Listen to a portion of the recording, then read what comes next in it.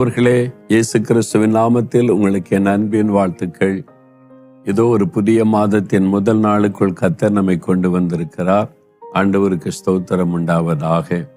ஒவ்வொரு நாளும் அவருடைய கிருபைதான் நம்மை தாங்கி நடத்துகிறது. ஒவ்வொரு நாளுமே அவருடைய கிருபை நமக்கு அவசியம். ஒரு மாதத்தை கடந்த புதிய மாதத்திற்குள் வரும் பொழுது அந்த மாதம் முழுவதிலும் நமக்கு நிறைய தேவைகள் இருக்கிறது இல்லை. அந்த மாதத்துக்கான தேவைகள் உண்டு, பண தேவைகள் உண்டு, நம்முடைய பிள்ளைகளுடைய தேவைகள் உண்டு, குடும்பத்தின் தேவைகள் உண்டு. இந்த மாதத்துல செய்து முடிக்க வேண்டிய பல வேலைகள் உண்டு, நிறைய சவால்கள் உண்டு. அதனாலதான் ஒவ்வொரு மாதமும் இந்த மாதத்துல ஆண்டவர் நமக்கு என்ன வாக்கு வைத்திருக்கிறார் அதை பிடித்து கொண்டே நாம அந்த மாதத்தை கடந்து விடலாம் என்று சொல்லி ஆவலோடு வாக்கு தத்தத்திற்காக நம்ம காத்திருக்கிறோம். வேத புஸ்தகத்தை வாசிக்கும் போதும் தேவன் தன்னுடைய பிள்ளைகளை அழைக்கும் பொழுதும் ஒரு காரியத்தை செய்ய ஆண்டவர் கட்டளை கொடுக்கும் போதும் வாக்குத்தத்தம் கொடுத்து அனுப்புகிறார். கட்டளையும் தருகிறார், வாக்குத்தத்தமும் கொடுக்கிறார். அந்த வாக்குத்தத்தத்தை வைத்து அவர்கள் அந்த காரியங்களை செய்து முடிக்கிறதை பார்க்க முடியும். அதை என்னுடைய வாழ்க்கையில நான் பழக்கத்திலே கொண்டு எந்த காரியத்தை செய்தாலும் தேவன் எனக்கு கொடுக்கிற ஒரு கட்டளை, எனக்கு கொடுக்கிற ஒரு ஊழியத்தை நிறைவேற்றுவதற்கு காத்திருந்து ஜெபம் பண்ணி அவருடைய வாக்குத்தத்தத்தை பெற்றுக்கொள்ளுவது. அந்த வாக்குத்தத்தத்தை சொல்லி ஜெபிக்கும் பொழுது அந்த காரியத்திலே நாம் ஜெயம் பெற்று முன்னேறி செல்லுகிறதை பார்க்க முடிகிறது. அந்த பழக்கத்திலே தான் ஒவ்வொரு தேவ பிள்ளைகளும் ஒவ்வொரு நாளும் ஒவ்வொரு காரியத்திலும் தேவனை சார்ந்து வாழவும், அவருடைய வாக்குத்தத்தத்தை பிடித்து தன் வாழ்க்கையிலே முன்னேறி செல்லவும், அதற்கான வாக்குத்தத்த செய்தியை உங்களுக்கு ஆண்டவருடைய வழி நடத்துதலின்படி நான் அருளி செய்கிறேன். சிலருக்கு இதுல நம்பிக்கை இல்லை, அதனால அவருடைய நம்பிக்கை தவறு என்று சொல்ல முடியாது. அவருடைய விசுவாசம் வித்தியாசமானது. நான் விசுவாசத்தில் பலவீனம் உள்ளவர்களை பலப்படுத்த கர்த்தர் இந்த வாக்குகளை கொடுத்து தைரியப்படுத்துகிறார். சிலருக்கு அது அவசியம். ஆண்டவர் ஒவ்வொருத்தருடைய விசுவாச நிலைமையை அறிந்துதான் வாக்குத்தத்தங்களை கொடுத்து அவர்களை பலப்படுத்துகிறார். அதே மாதிரி தான் இன்றைக்கும் ஆண்டவர் உங்களுக்கு ஒரு வாக்குத்தத்தம் கொடுத்து உங்களை ஆசீர்வதிக்க விரும்பி உங்களோடு பேசுகிறார். அது ஆண்டவர் மேல உள்ள உங்களுடைய விசுவாசத்தை பெருக பண்ணும், ஆண்டவர் மேல உள்ள அன்பை அது பெருக பண்ணும். அதனால இந்த நாளிலும் அவளோடு வாக்குத்தத்தத்திற்காய் காத்திருக்கிறீங்க. ஆண்டவர் உங்களுக்கு ஒரு வாக்கு கொடுத்திருக்கிறார். நான் இந்த மாதத்திற்காக ஜெபித்த போது கர்த்தர் கொடுத்த வாக்குத்தத்தம் 37வது சங்கீதம். உன் வழிகளை கர்த்தருக்கு ஒப்புவித்து அவர் மேல் நம்பிக்கையாயிரு, அவரே காரியத்தை வாய்க்க பண்ணுவார். கர்த்தர் காரியத்தை வாய்க்க பண்ணுவார். கர்த்தர் உங்களுக்கு காரியத்தை வாய்க்க பண்ணுவார். ஆண்டவர் சொல்லுகிறார், என் மகனே உன் காரியத்தை நான் வாய்க்க பண்ணுவேன், என் மகளே உன் காரியத்தை நான் வாய்க்க பண்ணுவேன் என்று ஆண்டவர் சொல்லுகிறார். சந்தோஷம் தானே? இந்த காரியம் வாய்க்கவே மாட்டேங்குது. எவ்வளவோ நான் ஜெபம் பண்ணி பார்க்கிறேன், என்னென்னவோ நான் ஜெபம் பண்ணி முயற்சி செய்து பார்க்கிறேன். இந்த காரியம் மாத்திரம் தோல்வி அடைகிறது. வாய்க்கிற மாதிரி தெரிந்து கடைசியில தடை வந்து விடுகிறது. இது வாய்க்குமா வாய்க்காதா, அல்ல இந்த தடையிலேயே நான் துக்கத்தோடு வாழ்கிறேனே என்ற மன சோர்வோடு கூட இந்த வார்த்தையை கேட்டு கொண்டிருக்கலாம். இப்ப இயேசு உங்களை பார்த்து சொல்லுகிறார், என் மகனே சோர்ந்து போகாதே, நான் உன் காரியத்தை வாய்க்க பண்ணுவேன். என் மகளே நீ சோர்ந்து போகாத, உன் காரியத்தை நான் வாய்க்க பண்ணுவேன். அது வேலை காரியமா இருக்கலாம், திருமண காரியமா இருக்கலாம், ஒரு வீடு வாங்குகிற காரியமா இருக்கலாம், கர்ப்பத்தின் ஆசீர்வாதத்தை பெற்றுக்கொள்ளுகிற காரியமா இருக்கலாம், ப்ரமோஷன் காரியமாக இருக்கலாம். ஏதோ ஒரு காரியம் உங்களுக்கு வாய்க்கணும். ஆண்டு சொல்கிறார், நான் வாய்க்க பண்ணுவேன். கர்த்தர் சொல்லிட்டா அதை யாரு தடுக்க முடியும்? ஒருத்தரும் தடுக்க முடியாது. அவர் கட்டாய வாய்க்க செய்து விடுவார். இந்த மாதத்துல இந்த காரியத்துல உங்களுக்கு காரியம் வாய்க்கும். நீங்க விசுவாசிங்க. இந்த வாக்குத்தத்தம் எனக்குரியது, என்னோடுதான் ஆண்டவர் பேசுகிறார். எனக்கு இந்த காரியத்தை கர்த்தர் வாய்க்க பண்ணுவார். இயேசு இந்த காரியத்தை எனக்கு வாய்க்க பண்ணதான் எனக்கு வாக்கு தந்திருக்கிறார் என்று விசுவாசித்து அதை உங்களுக்கு சொந்தமாக்கி கொள்ள வேண்டும். உங்களுக்காக சிலுவையிலே மரித்த ரத்த சிந்தின ஆண்டவர் தான் சொல்லுகிறார், நான் உனக்கு காரியத்தை வாய்க்க பண்ணுவேன். நம்முடைய வாழ்க்கையில் இருக்கிற தடைகளை மாற்றி வாய்க்க பண்ணி நம்மை ஆசீர்வதிக்க சிலுவையில தன்னையே பலியாய் கொடுத்திருக்கிறார்.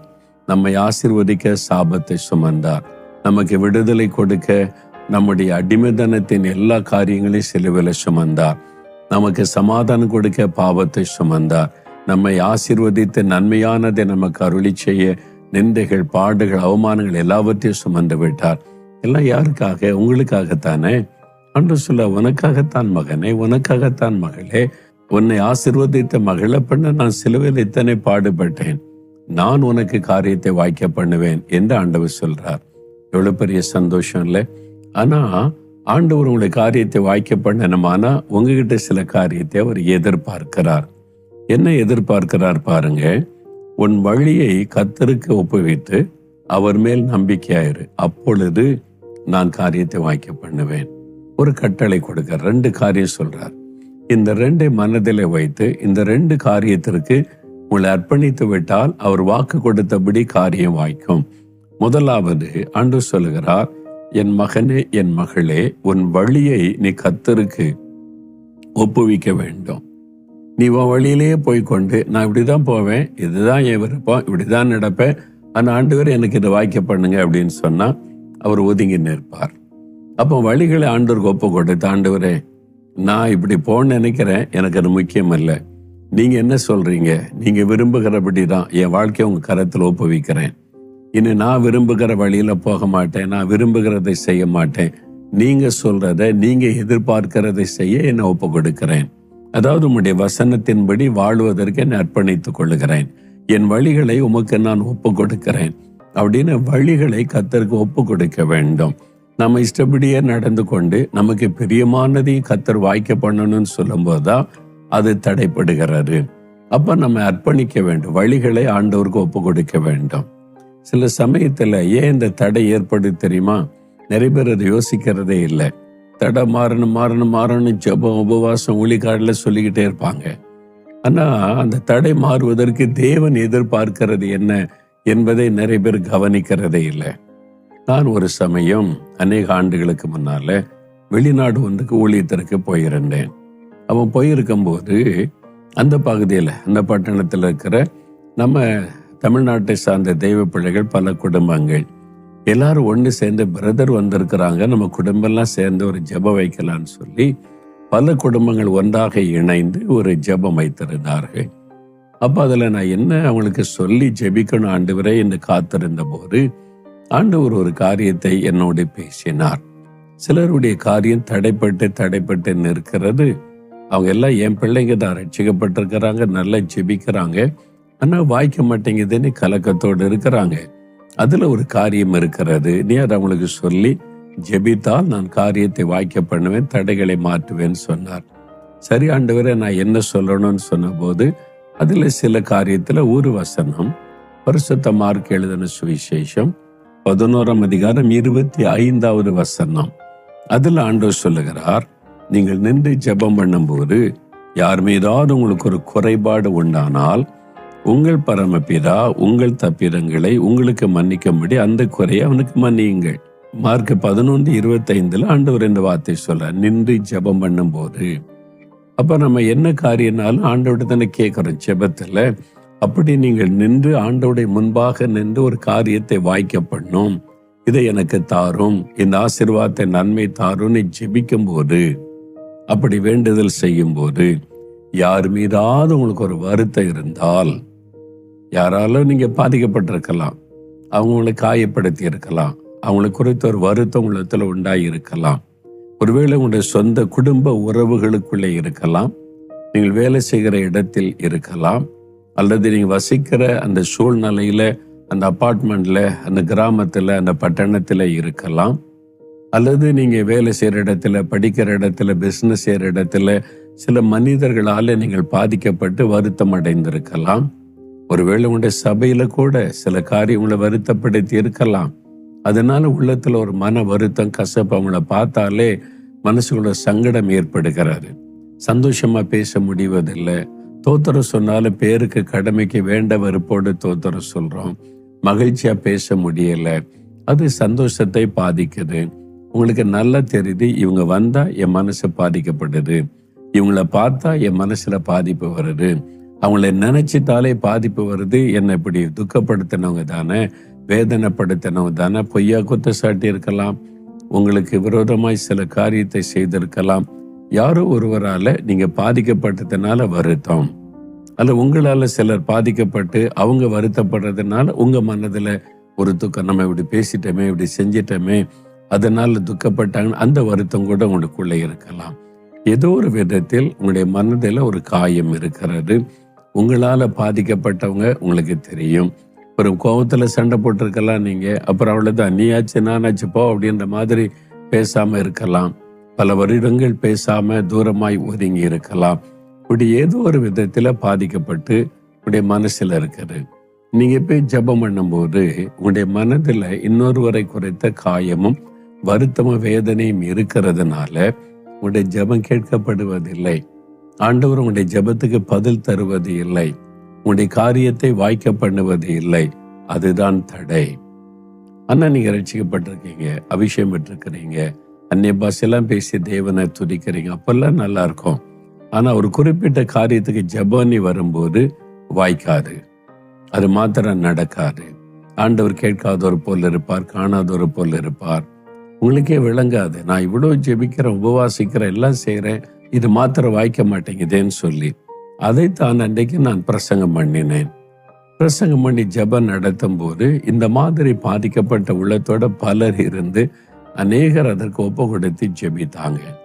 அந்த கூட்டம் நடந்த அந்த குடும்பத்தின் பிள்ளைகள் அவங்க ஆண்டவரால் உணர்த்தப்பட்டு அன்றைக்கு ஒப்பு கொடுத்த, ஆண்டவரே நான் உடைய கிருபையினால ரட்சிக்கப்பட்டேன், ஆனா அவங்க எனக்கு செய்த தீமை என்னால மன்னிக்க முடியல, நீங்க என்ன மன்னிச்சிட்டீங்க, நான் அவங்கள மன்னிக்கல, அந்த பாதிப்பு என் உள்ளத்துல இருந்துகிட்டே இருக்குதுன்னு சொல்லி, அவங்க இருக்கிறது வெளிநாட்டுல, அவங்களுக்கு பாதிப்பை உண்டாக்குனவங்க இந்தியாவில். அப்போ அவங்க தூரம் ஆயிட்டாங்க, பல வருஷமா அங்கேயே போய் செட்டில் ஆயிட்டாங்க, இவங்க தூரம் ஆயிட்டாங்க, அப்ப பார்க்கவும் இல்லை பல வருஷமா. ஆனாலும் ஆண்டவர் உணர்த்துகிறார் அந்த காரியத்தை சரிப்படுத்த அப்படின்னு சொல்லி. உடனே அவங்க ஒப்பு கொடுத்து தன் வழிகளை சரிப்படுத்தி ஆண்டவருக்கு அர்ப்பணித்து அவங்களுடைய சில நண்பர்கள் மூலமா அந்த ஃபோன் நம்பர் எல்லாம் தேடி பிடிச்சு வாங்கி அங்கிருந்து ஃபோன் பண்ணாங்க. ஃபோன் பண்ண உடனே பல வருஷம் ஆச்சு இல்லை, நீ யாருன்னு கேட்டா நான் தான் சொல்லி தன்னை அறிமுகப்படுத்தின போது அவங்களுக்கு ஒன்று பேச்சு ஓடலை. பல வருஷம் ஆச்சு, 2 பேரும் மன வருத்தத்தில் பிரிஞ்சிட்டோம், பேசுறதில்லை. அப்போ அவங்க சொன்னாங்க, இத்தனை வருஷம் ஆச்சு, உங்களை குறித்த ஒரு மன வருத்தம் எனக்கு உள்ளத்துல, அதனால நான் பேசாம இருந்துட்டேன் இத்தனை வருஷமா.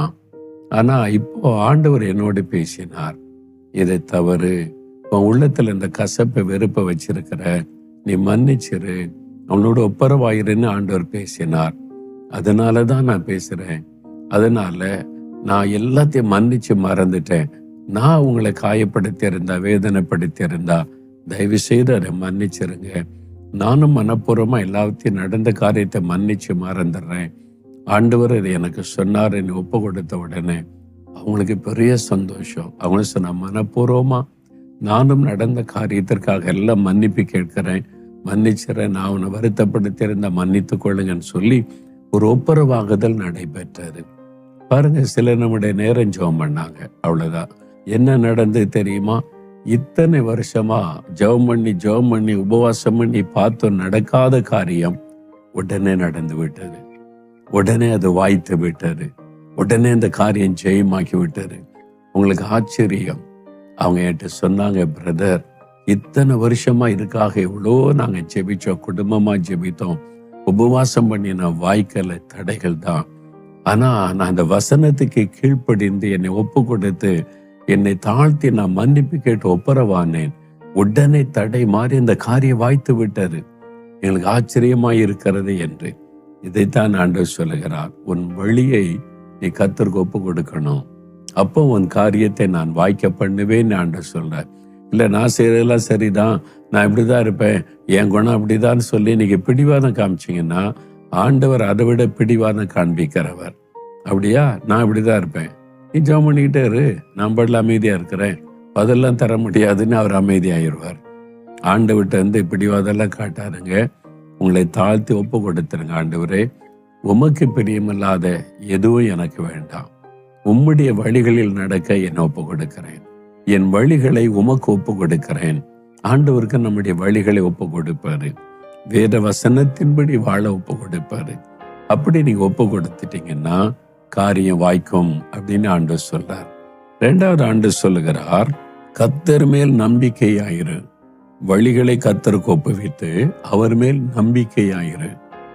உங்க நம்பிக்கை எதன் மேல வச்சிருக்கிறீங்க? என்ன நம்பிக்கையில வாழ்றீங்க? எது மேல நீங்க நம்பிக்கை வச்சிருக்கிறீங்க? சிலர் பாருங்க, தங்கள் மேல தங்களுடைய ஞானம், தங்களுடைய பலன், திறமை, அது மேல நம்பிக்கை. தனக்கு இருக்கிற மற்ற உறவுகள், அவங்க பெரிய பணக்காரங்க, அவங்க எனக்கு சொந்தக்காரங்க, அவங்க எம்எல்ஏ பதவியில் இருக்கிறாங்க, ஆளுங்கட்சி எம்எல்ஏ, அவங்க என் சொந்தக்காரங்க. அந்த பலன் நம்பிக்கை எங்க இருக்குது? ஒரு மனிதன் மேல. நம்பிக்கை எங்க இருக்கு? சுய பலத்தின் மேல. எனக்கு திறமை இருக்கு, எனக்கு ஞானம் இருக்கு, நான் முடியும். அந்த மாதிரி இப்படி நம்பிக்கை வைக்கிறவர்கள். அப்போ உங்களுடைய நம்பிக்கை கர்த்தர் மேல இருக்குதா, உங்க மேல இருக்குதா? உங்க நம்பிக்கை கர்த்தர் மேல இருக்குதா, ஒரு மனுஷன் மேல இருக்குதா? அதை யோசித்து பாருங்க. இங்க வசனம் சொல்லுகிறாரு, நீ முதலாவது உன் வழிகளை கர்த்தருக்கு ஒப்புவிக்கணும். 2வது கர்த்தர் மேல் நம்பிக்கையா இருந்தீன்னா அவரே உன் காரியத்தை வாய்க்க பண்ணுவார். அப்ப ஆண்டவர் மேல வைக்கிற நம்பிக்கை. இப்போ வேத புஸ்தகத்துல எரேமியா தீர்க்கதரிசன புஸ்தகம் 17ஆம் அதிகாரத்துல 2 வசனம், அதை வாசிக்கும் போது நல்ல விளங்கும்.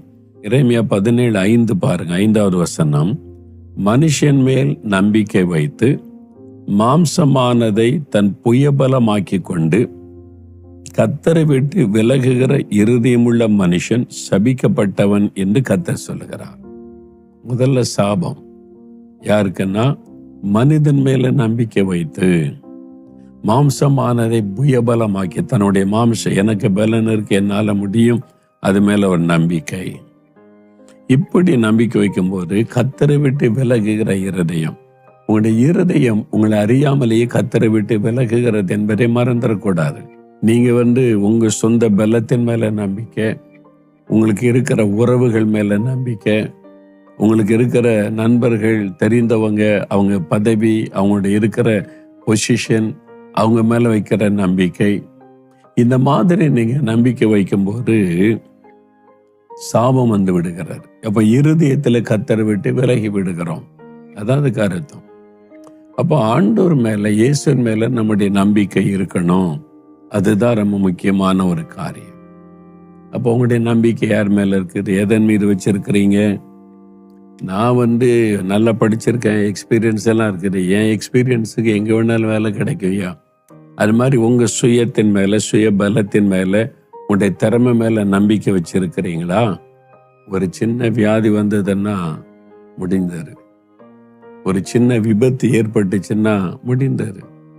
எவ்வளவு பெரிய பராக்கிரமசாலி இருந்தவங்க எல்லாம் படுத்த படுக்கையில் கிடக்கிறதை நான் பார்த்திருக்கிறேன். அப்படின்ற நேரத்துக்குள்ள எல்லாம் முடிஞ்சிடும். அப்போ தேவன் நம்மை பாதுகாக்கிறார்ல, அவர் தான் என்னுடைய நம்பிக்கை அப்படின்னு சொல்லி அவர் மேல நம்பிக்கை வைக்கணும் என்பதுதான் ஆண்டோடைய எதிர்பார்ப்பு.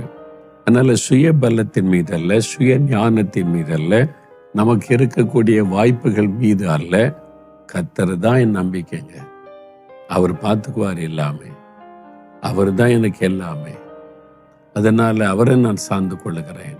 அவர் மேல நம்பிக்கை வைப்பது, கர்த்தர் தான் என் நம்பிக்கை அப்படின்னு சொல்லுவது, அதுதான் ரொம்ப முக்கியமான ஒரு விஷயம். அப்ப நீங்க யோசித்து பாருங்க, எதன் மீது உங்களுடைய நம்பிக்கை வச்சிருக்கிறீங்க? யார் மீது உங்களுடைய நம்பிக்கை வச்சிருக்கிறீங்க? உங்க மேல, உங்களுடைய குடும்பத்தார் மேல, உங்களுடைய படிப்பு மேல, திறமை மேல நம்பிக்கை வச்சிருக்கீங்களா? இருதயத்திலே கர்த்தரை விட்டு விலகுறீங்கன்னு அர்த்தம். தன்னுடைய இருதயத்தில் கர்த்தரை விட்டு விலகுகிறவர்கள், வெளியில நீங்க ஆண்டவருக்கு தான் பேசுவீங்க, கர்த்தரும்பீங்க, கர்த்தர் மேல விசுவாசம்பீங்க, எல்லாம் சொல்லுவீங்க. ஆனா இருதயத்துல கர்த்தரை விட்டு விலகி இருக்கிறீங்க. அதனால்தான் ஆண்டவர் உங்களோடு பேசுகிறார். அப்போ நம்ம யார் மேல நம்முடைய நம்பிக்கை வச்சிருக்கிறோம்னு யோசித்து பாருங்க. அமெரிக்கா தேசத்திற்கு இந்த ஜூலை மாசம் நான் போயிருந்த போது, அமெரிக்காவில் கேபிட்டல் பார்லிமெண்ட் இருக்குல்ல, அதை காட்டுவதற்கு அழைச்சிக்கிட்டு போனாங்க. அங்க இருக்கிற தெய்வ பிள்ளைகளுக்கு பாஸ் எல்லாம் எடுத்து நாங்க பார்லிமெண்ட் கட்டடத்துக்குள்ள போன சமயம் அங்க பார்லிமெண்ட் கூட்டம் நடந்து கொண்டு இருந்தது. அமெரிக்கா பார்லிமெண்ட் கூட்டம், அது பட்ஜெட் கூட்டமா. பட்ஜெட் அன்னைக்கு முடிவெடுத்து பட்ஜெட் தீர்மானிக்கப்படுகிற நாள். அதுக்கு ஓட்டெடுப்பெல்லாம் நடத்தி ஆளுங்கட்சி எதிர்கட்சியெல்லாம் இருக்குது, ஓட்டெடுப்பு நடத்துக்கிறேன், அதுக்கான ஸ்பீச் கொடுக்குறாங்க, பேசுகிறாங்க. பட்ஜெட்டை பற்றி அவங்க டிஸ்கஷன் நடக்கிறாரு. அப்போ ஒருத்தர் பேசுகிறாரு, நாங்கள் உயரத்தில் பால்கனிலிருந்து பார்க்குறோம், ஒருத்தர் பேசுகிறார். அவருடைய பேச்சுக்கு எல்லாரும் எழுந்துன்னு கை தட்டுறாங்க. சில சமயத்தில் அவர் பேச்சுக்கு எதிர்கட்சியில் இருப்பாங்கல்ல, அவங்களும் கை தட்டுறாங்க. எனக்கு ஆச்சரியம், என்னடா இது, அவருடைய பேச்சு அவ்வளவு வல்லமையா இருக்குது, இந்த மாதிரி பேசுறாருன்னு நான் ஆச்சரியமா யாருன்னு எனக்கு தெரியல, முதல்ல கவனித்து கொண்டிருந்தேன். அதுக்கு பிறகுதான் எனக்கு சொன்னாங்க, அவர் அமெரிக்க அரசியல 3வது நபர். முதல் நபர் அமெரிக்க பிரசிடென்ட், ஜனாதிபதி. 2வது நபர் வைஸ் பிரசிடென்ட், துணை ஜனாதிபதி.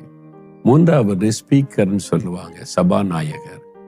அவர் திரு மைக் ஜான்சன் என்று சொல்லக்கூடிய ரொம்ப பிரபலமானவர். அவரு தான் இவருன்னு சொன்னாங்க. அப்புறம் கடைசியில் அவர் பேச்சை முடிக்கும் போது ஒரு வார்த்தை சொன்னார். என்ன சொன்னார் தெரியுமா? We don't trust government, our trust is upon the Lord அப்படின்னு அவர் சொன்னார். பாருங்க, நான் அரசாங்கத்தின் மேல எங்க நம்பிக்கை வைக்கல, ஆண்டவர் மேல நம்பிக்கை வச்சிருக்கிறோம். We trust in the Lord அப்படின்னு தான் சொல்லி முடிச்ச. எல்லாரும் எழும்பி நின்று கை தட்டுறாங்க. அமெரிக்க பாராளுமன்றத்துல பாருங்க, அவ்வளவு ஓங்கி சொன்னார், நாங்க அவர் மேல நம்பிக்கை வச்சிருக்கிறோம், கர்த்தர் மேலதான் நம்பிக்கை வச்சிருக்கிறோம் என்பதாய். அதனால பாருங்க, அமெரிக்கா தேசம் சுதந்திரம் அடைந்து 250 வருஷம் தான் ஆகுது. இப்போ 249, அடுத்த வருஷம் 250 வருஷம்தான். ஆனா ஆயிரக்கணக்கான ஆண்டுகள் சரித்திரமுள்ள தேசங்கள் எல்லாம் மிஞ்சி சூப்பர் பவரோட எழும்பி நிற்கிறது. உலகமே அதைத்தான் நோக்கி கொண்டிருக்கு, அங்க என்ன நடக்கிறது என்பதாக. அந்த அளவுக்கு அவங்க ஆசீர்வதிக்கப்பட்டு சக்சஸ் ஆகி எல்லாத்திலும் உயர்த்தப்பட என்ன காரணம்? அதில் ஆட்சி செய்த நிறைய தலைவர்கள் எல்லாருமே இயேசுவின் மேல நம்பிக்கை வச்சவங்க. எங்க நம்பிக்கை கர்த்தர் தான், அவர் தான் எங்களுடைய தேசம், அவர் தான் எங்களுடைய நம்பிக்கை என்று அந்த நம்பிக்கையை அவங்களுடைய பணத்தில் வெளிப்படுத்த, இன் காட் வி ட்ரஸ்ட், நாங்கள் அவரை நம்புகிறோம்னு சொல்லி ரூபா நோட்ல, இந்த டாலர் நோட்லயே அச்சடித்திருக்கிறாங்க, நாணயத்தில் அச்சடித்திருக்கிறாங்க. ஆண்டவர் மேல வச்சிருக்கிற நம்பிக்கையை வெளிப்படுத்துறாங்க. அதனால அந்த தேசம் உயர்த்தப்பட்டு இருப்பதை பார்க்க முடிகிறாரு. எனக்கு பிரியமானவர்களே, இப்ப உங்களுடைய நம்பிக்கை எதன் மீது இருக்கிறது யோசித்து பாருங்க. யார் மீது உங்களுடைய நம்பிக்கையை நீங்க வச்சிருக்கிறீங்க? உங்க திறமை மேல வச்சிருக்கிறீங்களா? என்னால முடியுங்க, நான் சாதிப்பேங்க, எனக்கு நல்ல எக்ஸ்பீரியன்ஸ் எல்லாம் இருக்குங்க, எனக்கு எவ்வளவு அனுபவம் இருக்குது பார்த்தல, அப்படி சொல்றீங்களா?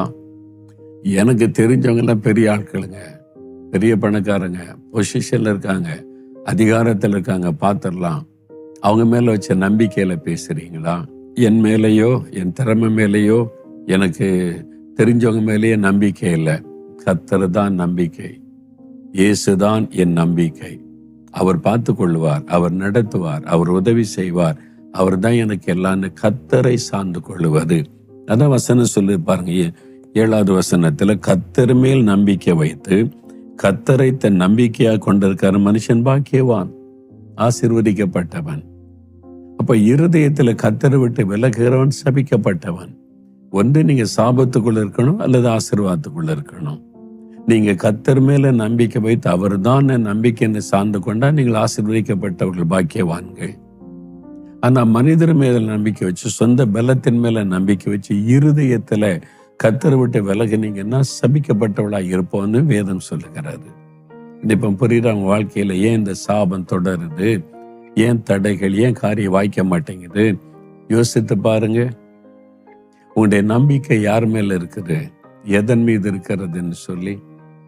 அப்ப இன்றைக்கு நீங்க மனம் திரும்பி, ஆண்டவரே, என் சுயத்தனை நம்பல, என் நண்பர்களை, உறவுகளை, அதிகாரத்தில் உள்ளவங்களை நம்பல, என் நம்பிக்கை முழுவதும் என் இயேசு, என் கர்த்தர், நீங்க தான் என் நம்பிக்கை ஆண்டவரே, உங்களை தான் நான் நம்பி இருக்கிறேன், சார்ந்து கொள்கிறேன்னு சொல்லுங்க. அற்புதம் நடப்பதை காண்பீங்க, உங்கள் காரியம் வாய்க்கும். என்று சொன்னால கர்த்தர் மேல நம்பிக்கை வைங்க, உங்களுடைய காரியம் வாய்க்கும். இந்த நாள்ல யோசித்து பாருங்க, எதன் மீது நம்பிக்கை வச்சிருக்கீங்கன்னு. சிலருக்கு ஊழியக்காரன் மேல நம்பிக்கை, அதனால ஊழியக்காரனை ரொம்ப தேடுவாங்க, அவங்களுக்கு தான் முக்கியத்துவம் கொடுப்பாங்க, அவங்கள கடவுள் மாதிரி நினைப்பாங்க. நீங்க எங்களுக்கு கடவுள் மாதிரிங்கம்பாங்க. இல்லை, அப்படிலாம் சொல்லக்கூடாதுங்க. மனிதன் கடவுள்லாம் ஆக முடியாது, அது ஆண்டவருக்கு தான் கனம் கொடுக்கணும். ஆமா அவர் தான் கடவுளுங்க, ஆனா ரெண்டாவது நீங்க அப்படி சொல்லுவாங்க. அதெல்லாம் கூட தவறு தான். ஒரு ஊழியக்காரன் தேவனால் பயன்படுத்துகிற அவருடைய வேலைக்காரன், அவ்வளவுதான். உங்களுக்கு நன்மை உண்டாக உன்னை வேலைக்காரனா வச்சிருக்கிறார். கர்த்தருக்கு அவனுக்குள்ள காரியம் உறவு வேறு. ஆனா நீங்க கர்த்தர் மேலதான் விசுவாசம் வைக்கணும். கர்த்தரால பயன்படுத்துகிற ஊழியக்காரன் அல்ல, ஊழியக்காரனை பயன்படுத்துகிற கர்த்தர் மேல, அதான் உடைய நம்பிக்கையா இருக்கணும். எதை நம்புறீங்கங்க? கர்த்தர் தாங்க என் நம்பிக்கை, அவர் தான் என் நம்பிக்கை, அவரை தான் சார்ந்து நிக்கிறேன். சரி, அப்ப ஊழியக்காரர் தானே ஜெபிக்கிறாரு, இவர் ஜெபிச்சாதான் அற்புதம் நடக்கும். நான் அவரை அல்ல, இவரை பயன்படுத்துகிற கர்த்தரை நான் நம்புகிறேன், விசுவாசிக்கிறேன்னு சொல்லுவது. அப்போ ஆண்டவர் அற்புதங்கள் செய்வதை நீங்கள் பார்க்க முடியும். ஒரு சமயம் பாருங்க, திறப்பின் வாசல் ஜெபம் நடக்குதுல்ல, நிறைய பேர் திறப்பின் வாசத்துக்கு ஆயிரக்கணக்கான மக்கள் வருவாங்கல்ல, தேசத்துக்காக ஜெபிக்கிறதுக்கு. அதுக்குன்னே ஒரு கூட்டம் பிரத்யேகமா வருவாங்க. இன்னொரு சிறு கூட்டம் இருக்காங்க, தனக்கு ஒரு நன்மை நடக்கணும், என்னோடு பேசணும், சுகம் வேணும், அப்படி வர்றவங்களும் இருப்பாங்க கொஞ்சம் பேர். அப்போ அந்த கடைசியில் வியாதியஸ்தருக்காக ஜெபிக்கும் போது அற்புதங்கள் சில நடக்கும், இயேசு சுகம் கொடுப்பார், சாட்சி சொல்லுவாங்க. அப்போ ஒரு சமயம் நான் திறப்பின் வாசல் ஜெபத்தனி காலையில எழுந்து ஜெபித்து கொண்டிருந்தேன். அப்போ ஆண்டவரே, இந்த ஜனங்க இவ்வளவு பேர் வர்றாங்க திரளாய், ஆனா அற்புதம் ஒரு 5-10 பேருக்கு தான் நடக்குது, அவங்க தான் சாட்சி சொல்றாங்க. ஆனா இத்தனை 1000 பேர் வர்றாங்களே, அதுல இவ்வளவு பேருக்கு தான் அற்புதம் நடக்குது. அப்ப எல்லாருக்கும் ஏன் அற்புதம் நடக்கூடாது? நீங்க உலகத்துல உலாவும் போது எல்லாருக்கும் அற்புதம் செய்தீங்கன்னு இருக்குதுல்ல. ஒரு நாள் ஆண்டவர்கிட்ட அதை பற்றி நான் பேசினேன். அப்ப ஆண்டவர் சொன்னார், மகனை, என்னை நம்பி விசுவாசித்து யார் யார் வர்றாங்களோ அவங்களுக்கு எல்லாம் நான் அற்புதம் செய்கிறேன். சிலர் ஒன்ன நம்பி வர்றாங்க, மோகன்லாசஸ் சுகமாக்கிடுவார், மோகன்லாசஸ் பார்த்துக்குவார், மோகன்லாசஸ் எனக்கு எதை செஞ்சிருவார், அதை செஞ்சிருவார், சுகம் வாங்கி தந்துருவார், விடுதலை தந்துருவார், ஒன்னை தானே நம்பி வந்தாங்க. அவங்களுக்கு நான் ஏன் அற்புதம் செய்யணும்? அதுதான் நிறைய மிஸ்டேக். அவங்க உன்னை பயன்படுத்துகிற என் மேல நம்பிக்கை வைக்காம நான் பயன்படுத்துகிற ஊழியக்காரனாகிய உன் மேல நம்பிக்கை வைக்கிறாங்க. அப்ப அவனுடைய இருதயம் என்னை விட்டு விலகுகிறது, ஊழியக்காரன் பக்கமாய் சாய்கிறது. அப்ப இருதயத்தில் என்னை விட்டு விலகுகிறவர்கள் சாபத்துக்குள்ளாயிறாங்க. அவங்களை அறியாமலே ஊழியக்காரனை தானே நேசிக்கிறோம், ஊழியக்காரனை தானே புகழ்றோம், ஊழியக்காரன் தானே முக்கியம், அப்படி சொல்லியிருக்கு இப்படி சொல்லியிருக்குன்னு ஊழியக்காரனை கடவுள் ஆக்கிட்டீங்கன்னு வைங்க, சாபந்தான் உண்டாகும். ஒண்ணு நடக்காது, வாய்க்காது. அப்ப இப்ப சொல்லுங்க, ஏன் உங்க வாழ்க்கையில இதுவரை வாய்க்கல? ஆண்டவர் பேசுறாருல, நீங்க சரிப்படுத்த வேண்டிய காரியம் இருக்குல்ல, இன்றைக்கு ஒப்பு கொடுத்துருங்க. ஆண்டவரே, என் வழிகளை உமக்கு ஒப்பு கொடுக்கிறேன், நீங்க தான் உன்னுடைய ஒரே நம்பிக்கை, எனக்கு உங்களை விட்ட யாரும் கிடையாது, நீங்க தான் ஒப்பு கொடுத்துருங்க. எனக்காக சிலுவையில மறித்து உயிர்த்தெழுந்தீங்க, நீங்க தான் ஆண்டவரை சொல்லிருங்க. இன்றைக்கு அற்புதம் நடக்கும், காரியம் வாய்க்கும். ஒப்பு கொடுக்குறீங்களா? ஜபிக்கலாமா? அப்படியே கண்களை மூடுங்க. இயேசுடைய பிரசன்னத்தை உணருங்க. இயேசுவே ஸ்தோத்திரம்னு சொல்லுங்க. இயேசுவே என்னோட பேசினதற்காக ஸ்தோத்திரம் ஆண்டவரேன்னு சொல்லுங்க. எனக்கு எல்லாவற்றையும் தெளிவுபடுத்தினதற்காக ஸ்தோத்திரம் அப்பா, நன்றி அப்பா, ஸ்தோத்திரம் ஆண்டவரே என்ற ஆண்டவரை துதிங்க. இப்பொழுது ஆண்டவரே, நீ என் பக்கத்துல நீங்க நிக்கிறீங்க, எனக்கு அற்புதம் செய்ய நீங்க வந்திருக்கிறீங்க, நான் அதை விசுவாசிக்கிறேன். உங்களுக்கு ஸ்தோத்திரம் ஆண்டவரே, உங்களுக்கு ஸ்தோத்திரம். இப்பொழுதும் தகப்பனே, ஏதோ இந்த மகனுக்காக மகளுக்காக நான் ஜெபிக்கிறேன்ப்பா. ஐயோ, நான் தவறான இடத்துல நம்பிக்கை வச்சுட்டேன், இருதயத்துல இயேசுவே உம்மை விட்டு விலகிட்டேன், என்னை மன்னிச்சிருங்க, என்னை மன்னிச்சிருங்க, மறுபடியும் உங்க பக்கமாக என்னை திருப்பி கொள்ளுங்க. நீங்க தான் எனக்கு எல்லாமே, நீங்க தான் என்னுடைய நம்பிக்கை, நீங்க தான் என்னுடைய ஆதாரம், நீங்க தான் எனக்கு அற்புதம் செய்கிற தேவன் என்று சார்ந்து கொள்ளுகிறேன் என்று ஆண்டவரை ஜெபிக்கிற இந்த மகன், ஜெபிக்கிற இந்த மகளுக்கு இரக்கம் செய்வீராக. அவருடைய விசுவாசத்தை கனப்படுத்தும்படி உம்முடைய வல்லமை அவருடைய சரீரத்திற்குள் இறங்கட்டும். வியாதியின் கட்டுகள் அறுக்கப்பட்டு போகட்டும். பலவீனங்கள் இயேசுவின் நாமத்தில் விலகட்டும். மன குழப்பங்கள் இயேசுவின் நாமத்தில் விலகி தெளிவு உண்டாகட்டும். எல்லா போராட்டங்கள், நெருக்கங்களை உண்டு பண்ணுகிற பிசாசின் கிரியைகள் அழிக்கப்பட்டு போகட்டும் இயேசுவின் நாமத்தில். இதோ நீ தொடுகிறதற்காய் ஸ்தோத்திரம், விடுதலை தருகிறதற்காய் ஸ்தோத்திரம், அற்புத மாற்றத்தை உண்டாக்குகிறதற்காக உமக்கு ஸ்தோத்திரம், ஸ்தோத்திரம், ஸ்தோத்திரம். என்னென்ன காரியத்துல எனக்கு அற்புதம் வேணும்னு ஜெபிக்கிறாங்களோ அந்த காரியத்தில் அற்புதம் நடக்கட்டும் என்று ஜெபிக்கிறேன். வேலைக்காக ஜெபிக்கிற பிள்ளைகளுக்கு வேலைக்கு வழி திறக்கப்படட்டும். பிசினஸுக்காக ஜெபிக்கிற பிள்ளைகளுக்கு நஷ்டம் லாபமாய் மாறும்படி ஆசீர்வதியும். ஆண்டவரை திருமண காரியமாய் ஜெபிக்கிறவர்களுக்கு ஏற்ற துணையை கொடுத்து ஆசீர்வதியும். கற்பத்தின் கனி ஆசீர்வாதத்துக்காக ஜெபிக்கிற பிள்ளைகளுக்கு ஆண்டவரை குழந்தை செல்வத்தை அருளி சந்ததியை பெருக பண்ணி மகிழ பண்ணும். இப்பொழுது ஒரு அற்புதம் நடக்கட்டும், காரியம் சித்திக்கட்டும், தடைகள் எல்லாம் விலகட்டும் இயேசுவின் நாமத்தில். இந்த மாதத்தில் இந்த காரியங்கள் எல்லாமுடைய பிள்ளைகளுக்கு ஜெயமாக்கி கொடும். ஆண்டவர் அற்புதம் செய்தார் என்ற மகிழ்ந்திருக்க செய்தருளும். மற்றவர்களை மன்னித்து ஒப்புரவாக கிருபை கொடுத்த தேவன் மற்றவர்களுக்கு மத்தியிலே சாட்சியான் என்றுமை மகிமைப்படுத்தும்படி ஆசீர்வதியும். காரிய சித்தி கர்த்தரால் வரும்.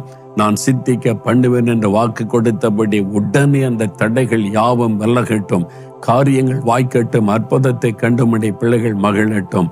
இயேசு கிறிஸ்துவின் நாமத்தில் ஜெபிக்கிறோம் பிதாவே. ஆமேன், ஆமேன். பிரியமானவர்களே, ஆண்டவர் உங்களுடைய ஜெபத்தை கேட்டார். உங்களை ஒப்பு கொடுத்து ஜெபித்ததனால் அற்புதம் செய்து விட்டார். விசுவாசிங்க, காரியம் வாய்க்கும். அற்புதங்களை நீங்க காண்பீங்க. ஆண்டவரை துதித்து மகிழுங்கள். ஆமேன்.